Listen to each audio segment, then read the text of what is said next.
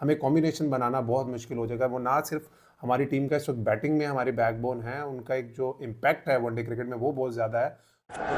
Oh, that's going for six. That's going out. Miles and 50 up. What an innings of just 21 deliveries. Goodness me, how strong is Sohaib Maksud?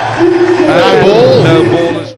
अस्सलाम वालेकुम जी, welcome to my YouTube channel. और एक अच्छी खबर मिली थी, सोचा आप लोगों से शेयर की जाए। और वो खबर ये थी कि सैम अयूब का आज लंदन में डॉक्टर ने अपना चेकअप किया है। और हमने वो विजुअल्स देखे हैं कि जिसमें जब वो अपना चेकअप कराने के बाद हॉस्पिटल से बाहर आ रहे थे तो मेरे माइंड में बहुत डाउट्स थे। मैंने इस पे पहले एक व्लॉग भी बनाया था कि मेरी दुआ है कि उन्हें सर्जरी की ज़रूरत ना पड़े, क्योंकि मैं इस प्रोसेस से गुजरा और मुझे पता है कितना मुश्किल है इस सर्जरी के बाद वापस कम बैक करना और जल्दी कम बैक करना। तो जो अच्छी खबर है, जो उनका चेकअप हुआ है उसके बाद डॉक्टर ने उनको कहा है, जो सैम अयूब खुद भी बोल रहे थे कि कहा है कि वो अपने डॉक्टर्स की रिकमेंडेशन के मुताबिक वो अपना वेट अपने एंकल पे थोड़ा बहुत डाल सकते हैं, जिससे एक चीज़ बड़ी पिक्चर क्लियर हो गई है कि उनके जो लिगामेंटल टीयर्स हैं वो शायद ज़्यादा ग्रेड 1 के होंगे, ग्रेड 3 या ग्रेड 4 के वो टीयर्स नहीं होंगे। वरना अगर आपको ग्रेड 3 या ग्रेड 4 के टीयर्स हों आपके लिगामेंट्स में तो डॉक्टर बिल्कुल मना करते हैं आपको पाँव नीचे रखने से या अपना बॉडी का वेट डालने से। तो उनकी इस एक छोटे से मैसेज से जो मुझे चीज़ समझ आई है वो ये आई है कि शायद उनको उस तरह के लिगामेंट्स के टीयर्स नहीं हैं। एक स्ट्रेन ज़रूर लिगामेंट्स में होगा, जिसको अगर आपके लिगामेंट्स में स्ट्रेन है या कोई लाइट सा ग्रेड 1 टीयर है, वो 1 से 2 वीक के रेस्ट करने के बाद आप उसको रिहैब करके अच्छा 6 से 8 वीक के अंदर आप उससे निजात पाकर आप वापस गेम में आ सकते हैं। और ये एक हमारे फैंस के लिए और हम लोगों के लिए एक बड़ी अच्छी खबर है, बिकॉज हम लोग ये सोच रहे हैं कि सैम अयूब अगर हमारी इस वक्त टीम में सेटअप में ना हो वनडे के तो हमें कॉम्बिनेशन बनाना बहुत मुश्किल हो जाएगा। वो ना सिर्फ हमारी टीम का इस वक्त बैटिंग में हमारे बैकबोन है, उनका एक जो इम्पैक्ट है वनडे क्रिकेट में वो बहुत ज़्यादा है।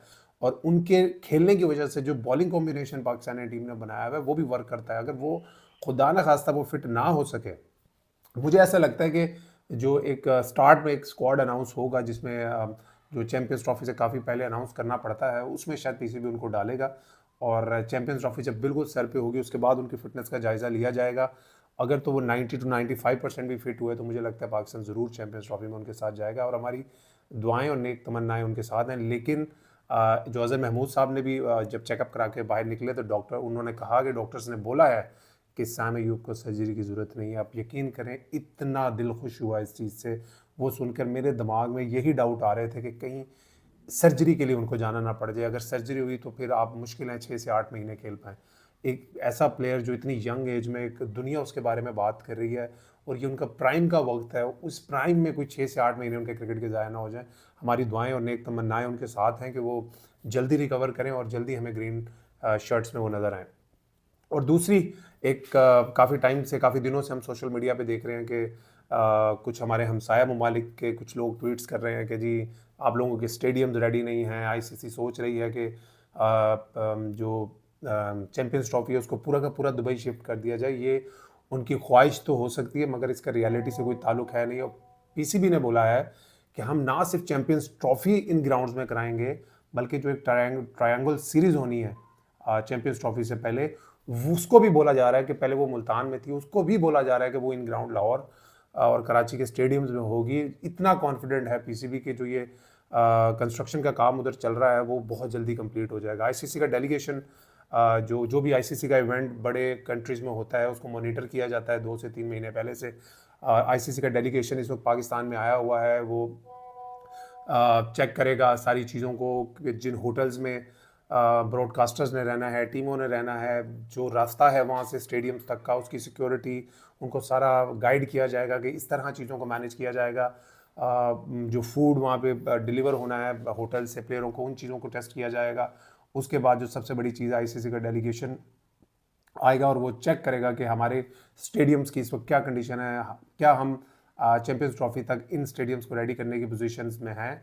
जो कि पीसीबी दावा करता है कि चैंपियंस ट्रॉफी तो अभी बहुत दूर है, जो ट्रायंगल सीरीज़ होनी है वो भी इन स्टेडियम्स में खेली जाएगी। तो जो ये जब तक आप ऑब्वियसली जब तक चैंपियंस ट्रॉफी होगी उस वक्त तक आप देखेंगे जो आईसीसी के डेलीगेशंस डिफरेंट टाइम्स में पाकिस्तान आते रहेंगे, डिफरेंट चीज़ों को नोट करते रहेंगे। जहाँ पे उनको थोड़ी कमी नज़र आएगी वहाँ पे वो सही करने के लिए रिकमेंडेशंस भी देते हुए नज़र आएंगे। मगर ये जो कुछ लोग प्रोपेगेंडा सोशल मीडिया पे चला रहे हैं, जो मोस्टली हमारे नेबर कंट्रीज से लोग हैं कि जी पूरी की पूरी चैंपियंस ट्रॉफी खुदा ना खास्ता दुबई में शिफ्ट हो जाएगी, ऐसा ये उनकी ख्वाहिश है। ये इसका रियलिटी से कोई ताल्लुक नहीं है। ऑब्वियसली पीसीबी भी एक इतना बड़ा क्रिकेट बोर्ड है, उन्होंने भी कुछ सोच कर ही ये जो स्टेडियम्स की रेनोवेशन है उसका काम शुरू किया होगा कि पहली दफ़ा 1996 के बाद एक आईसीसी का इवेंट हमारे मुल्क में होने जा रहा है और वो इस वजह से कैंसिल हो जाए कि हमारे स्टेडियम्स रेडी नहीं है। तो जो हम वीडियोस भी हमारे मुख्तलिफ जर्नलिस्ट की तरफ से देख रहे हैं जो स्टेडियम्स की रेनोवेशन की आ रही हैं, वो उनसे भी देख के लग रहा है कि काम बहुत तेज़ी से हो रहा है और हमें पूरी उम्मीद है कि पूरी की पूरी चैंपियंस ट्रॉफी पाकिस्तान में होगी। और आईसीसी के डेलीगेशन सिर्फ इसलिए आते हैं कि वो सारी चीज़ों को नोट करते हैं। ये स्टेडियम्स की जो रेनोवेशन है obviously that would be a little part of their concern, but जो असल चीज़ें वो नोट करने आते हैं वो जहाँ पे ब्रॉडकास्टर हैं, ब्रॉडकास्टर आपका मोस्टली साउथ अफ्रीका और इंडिया से आता है, तो उनको अकोमोडेशन, जिन होटल्स में उनका स्टे होगा, उनका जो वहाँ से रास्ता स्टेडियम का, इन सारी की चीज़ों को नोटिस किया जाता है कि अगर कुछ बेहतरी की गुंजाइश हो तो आईसीसी का जो डेलीगेशन है वो अपनी रिकमेंडेशन देता है, फिर पीसीबी उस पर ऑब्वियसली इम्प्लीमेंट करता है। हमारी ब्लॉग को मैं एंड करता हूँ इन दो दुआओं से कि एक तो सैम अयूब के बारे में जो हमें खुशखबरी मिली है, अल्लाह करे वो जल्दी से जल्दी रिकवर करें और हमें दोबारा पाकिस्तानी टीम में खेलते नजर आएँ, बिकॉज हमारी अपनी नेशनल टीम से बहुत ज़्यादा उम्मीदें वाबस्ता हैं चैंपियंस ट्रॉफी में। बिकॉज हम ऑब्वियसली टेस्ट क्रिकेट और T20 क्रिकेट में उतना अच्छा नहीं कर रहे, लेकिन वनडे क्रिकेट में अगर हम देखते हैं तो हमारी टीम बड़ी सेटल नज़र आती है। हमने होम में मैचेस खेलने हैं तो पाकिस्तान की टीम को इवन जो दुनिया है, इवन जो हमारे नेबर्स भी हैं, वो भी कहते नज़र आ रहे हैं, उनके भी डिफरेंट जर्नलिस्ट को हम कहता सुन रहे हैं कि पाकिस्तान की जो टीम है is one of the favourites in this tournament. मगर मैं आपको बताता जाऊँ, अगर इस टीम में सैम अयूब नहीं होंगे तो मुझे नहीं लगता this team will be one of the favourite. तो हम दुआ करते हैं कि वो जल्दी से फिट हों और जो भी स्टेडियम्स के काम अभी तक रह गए हैं उसको जल्द से जल्द मुकम्मल किया जाए ताकि किसी को कोई बहाना ना मिले।